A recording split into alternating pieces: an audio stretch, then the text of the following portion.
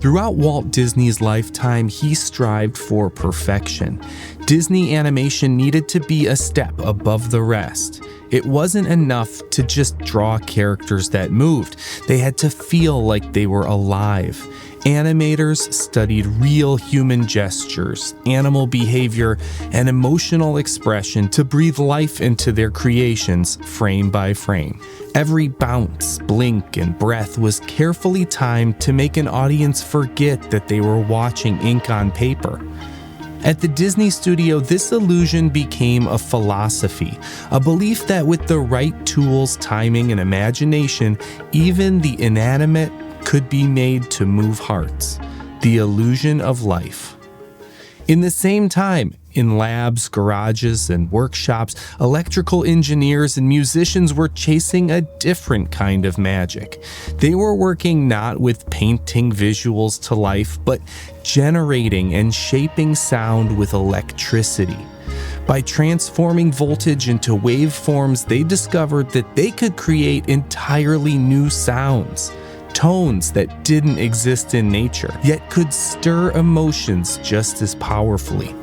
These weren't traditional instruments. They were machines that needed to be tamed, tuned, and performed. Synthesizers. But just like the Disney animators, these engineers and musicians were animating something lifeless, giving soul to circuits, turning raw electricity into music that felt alive.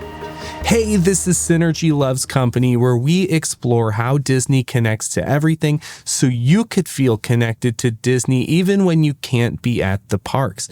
I'm Eric, and today we explore how Disney embraced synthesizers and electronic music technology to create emotional resonance in theme parks, films, and live shows. It's a story of invention, imagination, and how electronic instruments are used to create something that moves us. But before we had an actual synthesizer, would-be electronic musicians attempted different ways to create sound with electricity. Producing music electronically developed alongside electronic-based communication like telephones, telegraphs, and radio waves. All of these could be used to spread a message, but they could also be used to express yourself artistically through sound as well. In the early 1900s, the Teleharmonium, a precursor to the synthesizer, was a machine that was used to generate music that could be shared via phone lines.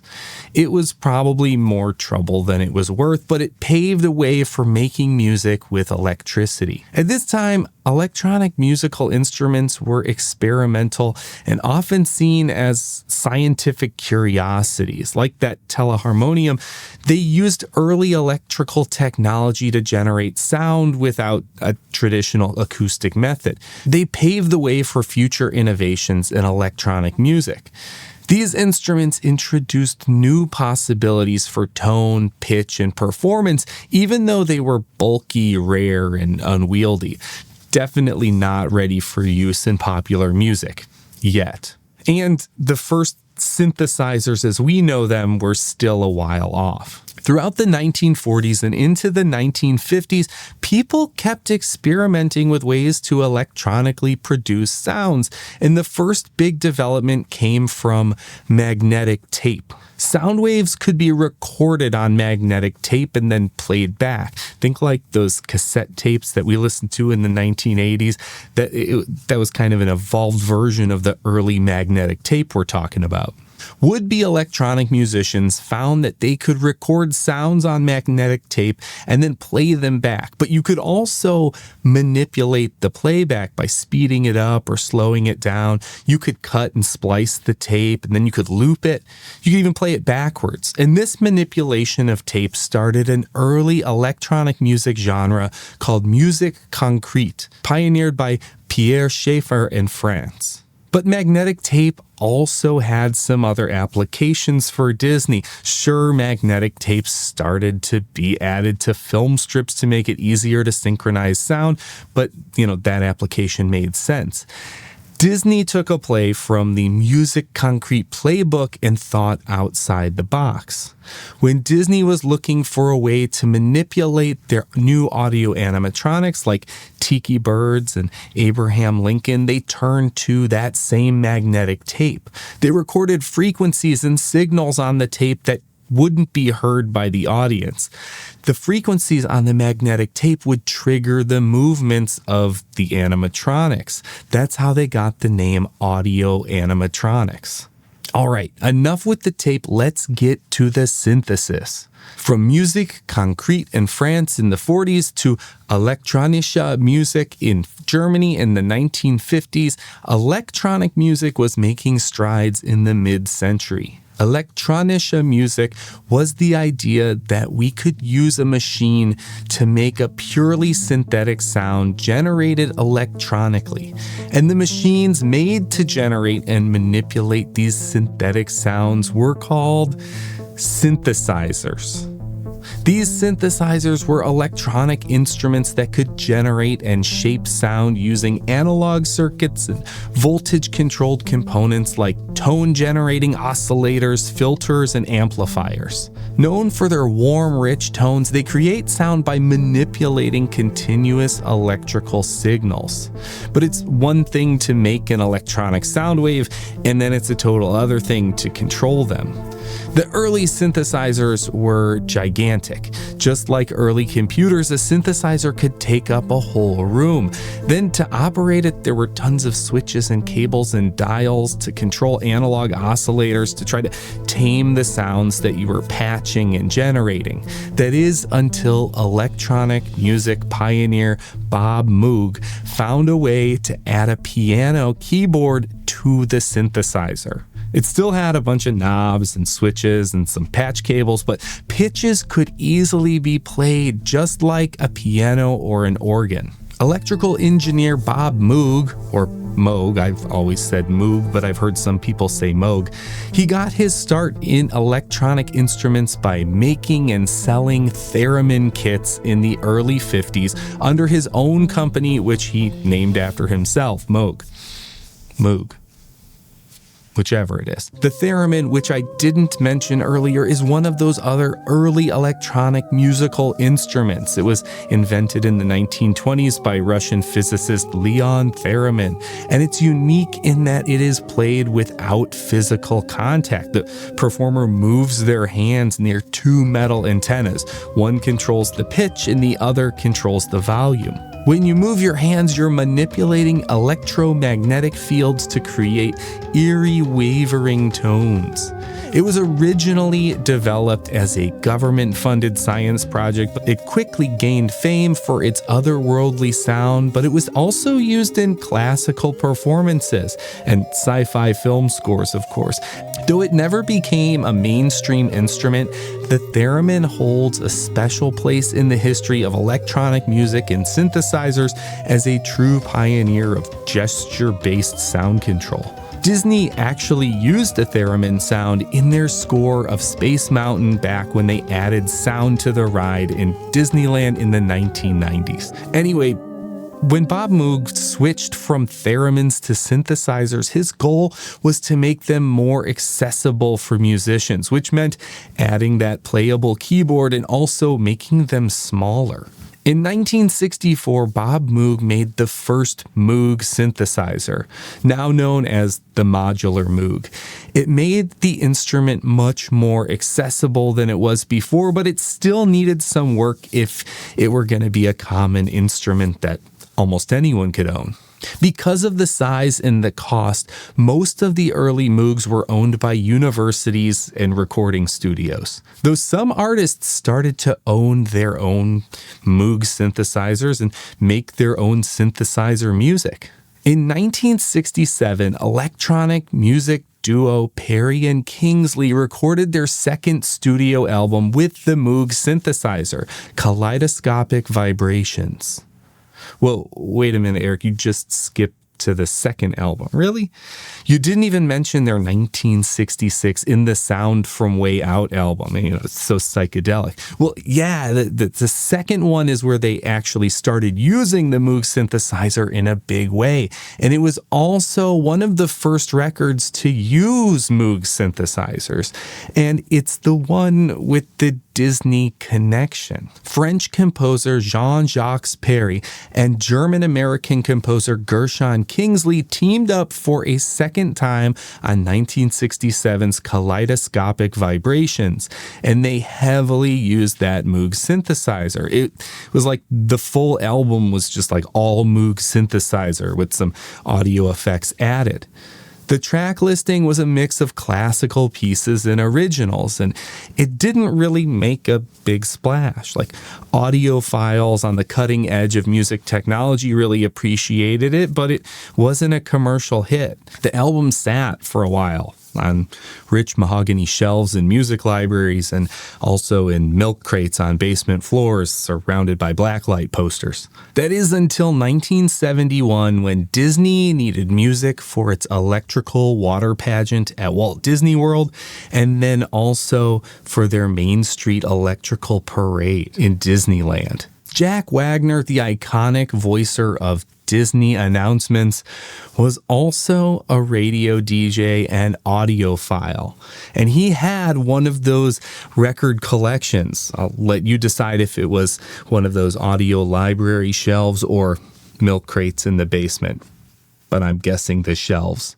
When Disney was designing a light-up water parade to temporarily entertain Seven Seas Lagoon resort guests after park hours in Walt Disney World, and a similar nighttime parade the next year for Main Street USA and Disneyland, they needed a soundtrack. Disney legend Bob Janney originally was just going to use music from Fantasia because some of the early concept sketches by Disney legend Imagineer Mark Davis were based around Fantasia.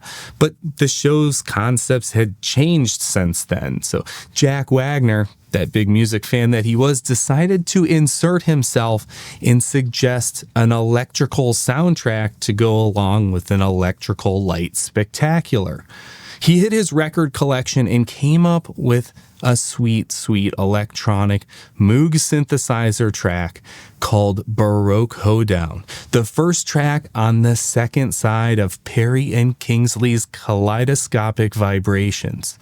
It had the perfect vibe and tempo, but it wasn't long enough for a nighttime spectacle. Disney music director Jim Christensen enlisted composer and synthesizer programmer Paul Beaver to rework the song as a motif that would fit the different sections of the Electrical Water Pageant. The show was a success in 1971 and paved the way for the Main Street Electrical Parade the next year, which also had the Baroque Hoedown soundtrack. The Main Street Electrical Parade at Disneyland has become the gold standard of nighttime parades, and even when Disney makes new iterations of nighttime parades, there's often nods to the Main Street Electrical Parade right there in it. And Baroque Hoedown, even though it's been rearranged and remixed over the years, always seems to be poking its head into those nighttime parades. Baroque Hoedown is also still the soundtrack of the Electrical Water Pageant at Walt Disney World today. Even though it was supposed to be a temporary thing, it wasn't temporary at all, and it's the longest running nighttime spectacle in Disney history. Perry and Kingsley's 1967 pioneering Moog compositions fell mostly into obscurity, but it got a second wind because of Disney. And in 1968, the year after Kaleidoscopic Vibrations, another Moog synthesizer album came out and took the public by storm. Wendy Carlos's Switched on Bach. It presented classical music by Johann Sebastian Bach, performed completely on the Moog synthesizer.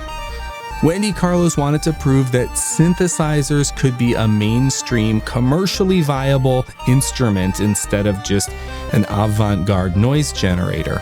I also want to mention that not only is Wendy Carlos a synthesizer pioneer, she's a trans woman and pioneer in raising public awareness of transgender issues. By 1979, she was ready to speak out about her transition, and even though she was nervous of some backlash, she received more support than she ever expected and inspired others to follow in her footsteps of embracing their true selves. During this time in her life, Wendy continued recording albums performed on Moog synthesizers, but also caught the attention of director Stanley Kubrick.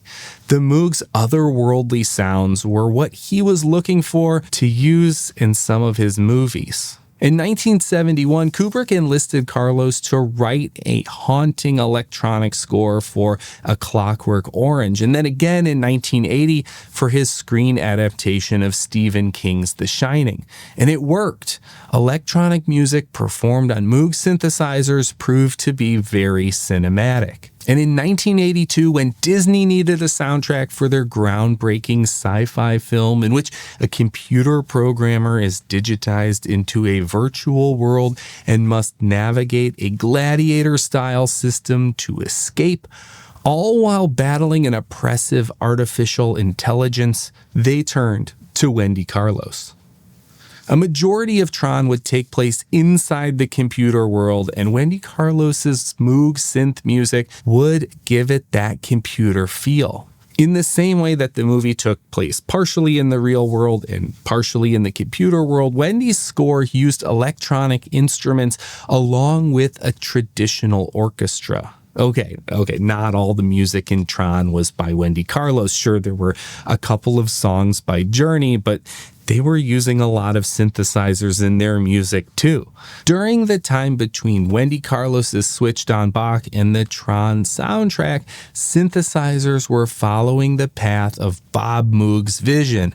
They were becoming more compact and more affordable and more accessible to the musicians than ever. By the late 1970s and into the 1980s, synthesizers could be purchased by musicians, not just big organizations and recording studios. Smaller models like the Micro Moog and the Mini Moog can be compact enough to easily set up on stage. Virtually any band could have one in the studio or on stage.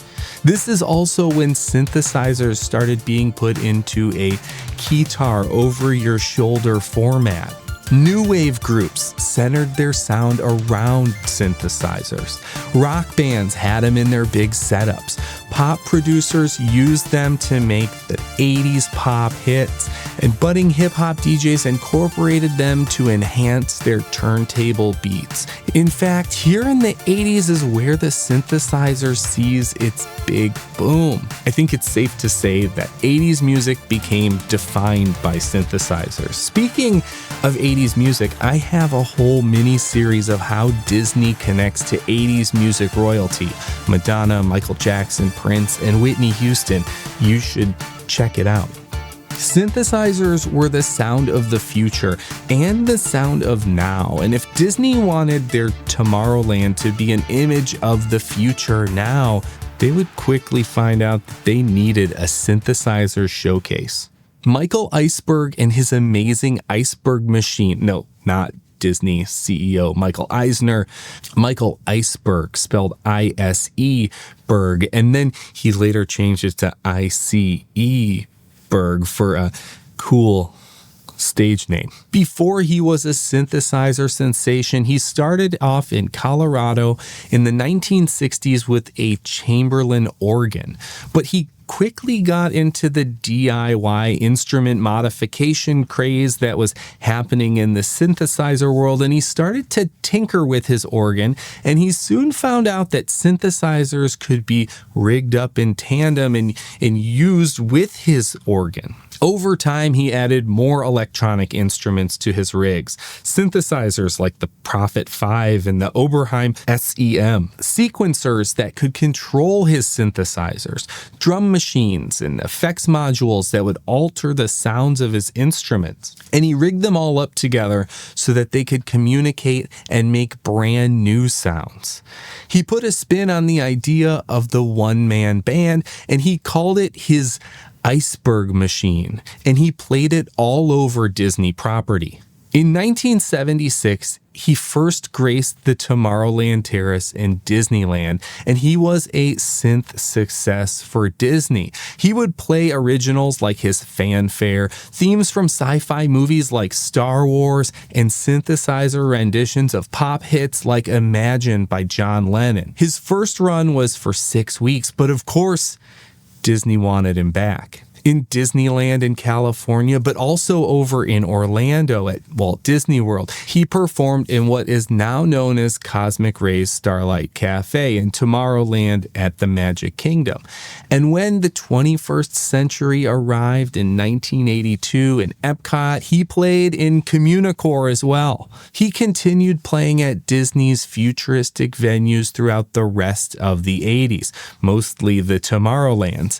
He even recorded a live performance from the Tomorrowland Terrace in 1983. When he retired from performing, he moved back to his hometown of Aspen, and he was rumored to have become neighbors with Disney CEO Michael Eisner, who had a home in Aspen as well.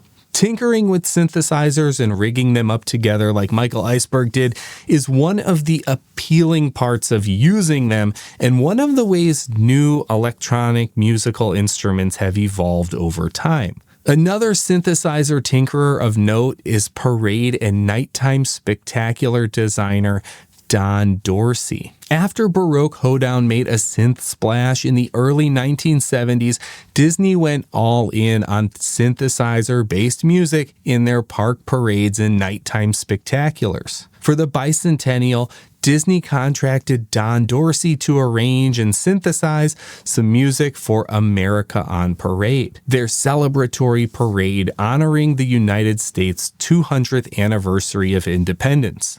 Don Dorsey was also an accomplished musician outside the parks. In 1986, his acclaimed Bach Busters album gave the music of Bach the synth treatment, much like Wendy Carlos did 2 decades prior. But back in the 70s, Disney liked his work and asked him back in 1977 to create a new arrangement of Baroque Hoedown for a refresh of the Main Street Electrical Parade. But his synthesizer tinkering skills were transferable. In 1980, he designed a parade control system that would use a computer to allow the electrical parade to be better synced with its tape reel soundtrack. There's that magnetic tape again. The Mickey Track system debuted in 1981 and allowed parade music not only to follow the floats in the parade, but fully surround the audience by tapping into the surrounding speakers, making a fully encompassing musical experience each time a new parade float passed by. The Mickey Track system could control lights and sound. Lights would turn off in succession before the electrical parade would arrive. Then, opening a musical window, a fanfare would kick off a loop that would play while the first float was in view. As the next float approached, the first musical window would close and the second fanfare would open another window for the next float, where we would then hear the musical loop for the next float. And it would go on like that for the rest of the parade. At this point, he became the go-to guy to design and choreograph parades and nighttime spectaculars. He went on to produce shows like Laserphonic Fantasy, Sorcery in the Sky, and Phantasmic. The Mickey Track system became the standard to sync parades and nighttime spectaculars to the music at Disney parks around the world until it went digital in the early 90s. At this point, it wasn't a tape track system anymore. The music was played over a digital system that also included lighting cues. This digital system was called DECS, or Disney Entertainment Control System. DECS became the standard of parade control. It followed the same basic concept as the Mickey Track, but it utilized computers and digital music to open and close those musical windows to a more sophisticated extent. It could now control more intricate lighting cues and animation. While Don Dorsey and Disney were integrating light and sound and computers in their parade control systems, the world of electronic music was incorporating computers more and more as well. In the early 1980s, digital synthesis also continued the trend of making synthesizers more compact and more accessible. Analog synthesis, like those original Moog synthesizers, generate sound using continuous electrical signals shaped by components like oscillators and filters, producing a warm, often somewhat unpredictable tone. Digital synthesis, on the other hand, uses numerical algorithms and computer processing to create and manipulate sound, offering more precision, flexibility, and complex textures. And because digital synthesizers had more in common with computers, you could control them with computers. So back in 1983, MIDI came on the scene. MIDI, or Musical Instrument Digital Interface, is a technical standard that allows electronic musical instruments, computers, and other devices to communicate and synchronize with each other. Rather than transmitting audio, MIDI sends data like notes, velocity, control changes, and it enables complex control over many synthesizers, sequencers, drum machines, and digital audio workstations. This meant that it was even easier than ever for musicians to get multiple instruments from different manufacturers to work together. In the days before MIDI, you basically had to be a tinkerer like Michael Iceberg to rig up synth equipment to work together. MIDI technology made it more simple to program synthesizers, and like computer software upgrades, it continued to expand. In 1991, MIDI even introduced a show control language that could help control simple lighting and pyrotechnic cues. And Don Dorsey, of course, kept up with the medium. In 1997, with the new millennium approaching, he needed to help Disney refresh the Illuminations show that he had helped develop for Epcot. For the Illuminations Reflections of Earth Nighttime Spectacular at Epcot, Don Dorsey used his expertise with MIDI synthesizers in a uniquely creative way. To synchronize the show's dramatic flame effects with composer Gavin Greenaway's sweeping musical score, Dorsey connected a MIDI keyboard to the flame control system, assigning each key to a different flame effect with corresponding intensity. This setup allowed him to literally play the fire like it was an instrument, performing the choreography live instead of tediously programming it through a switch panel. This hands-on approach not only made the process more musical and intuitive, but it also allowed real-time experimentation with timing and intensity during development. In addition to its artistic advantages, the method had a practical benefit too. It enabled Dorsey to track and manage propane consumption more efficiently by identifying which effects use the most fuel per second during testing. This informed the final design of the show's fire barge, which was humorously dubbed Don D's Inferno. Seeing the impressive results of MIDI and Reflections of Earth, Don Dorsey continued to work with Disney and once again started to revitalize the show control system. Dorsey developed a software called Conductor and debuted it in the 2010s.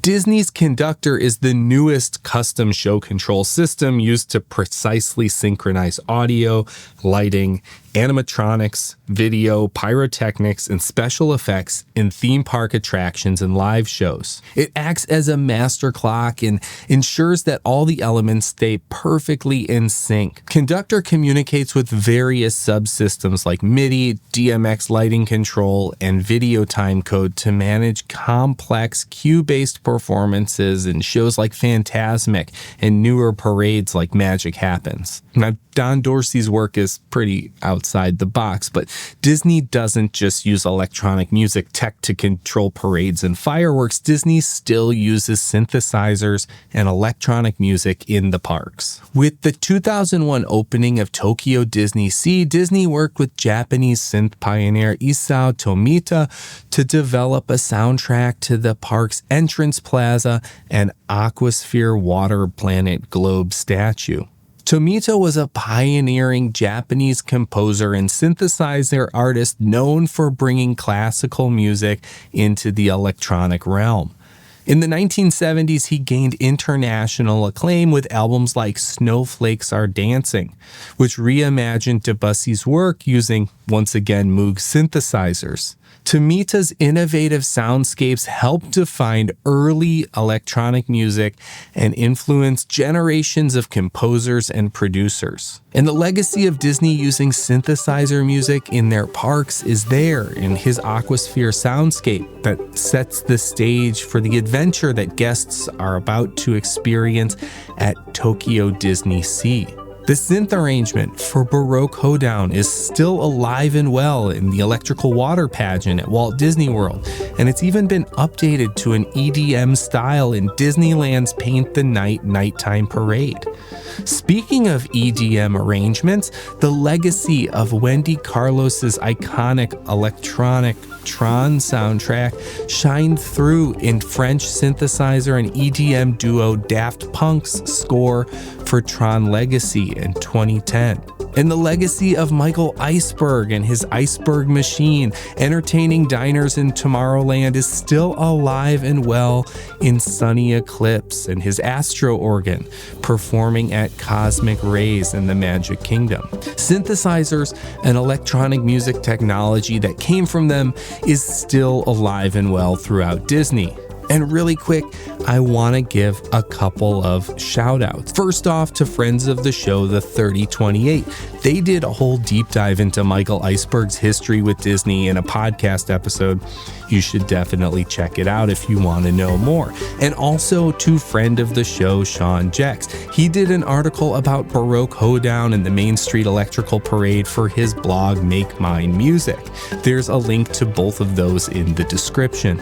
Don't forget to like this video and subscribe to Synergy Loves Company if you want to discover more ways to experience Disney magic in your everyday life. Remember, sometimes the most magical Disney experiences happen outside the parks. You just need to know where to look.